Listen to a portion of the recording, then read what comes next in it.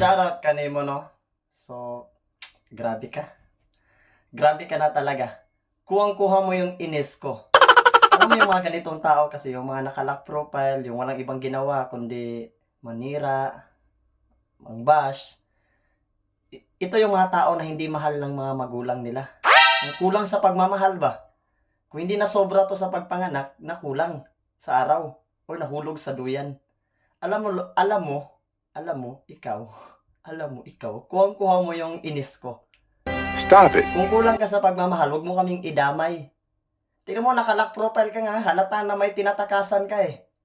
Siguro may iniiwasan to. O siguro ganito na talaga yung trabaho mo. Yung manira ng mga tao.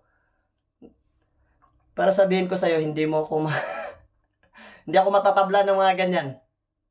Kasi sanay ako sa hirap, boy. At kahit mag-ingay ako dito sa bahay ko, walang magagalit. Ha? Kasi ako lang mag-isa dito, walang tao dito. Baka inggit ka lang. Oh, naiinggit ko.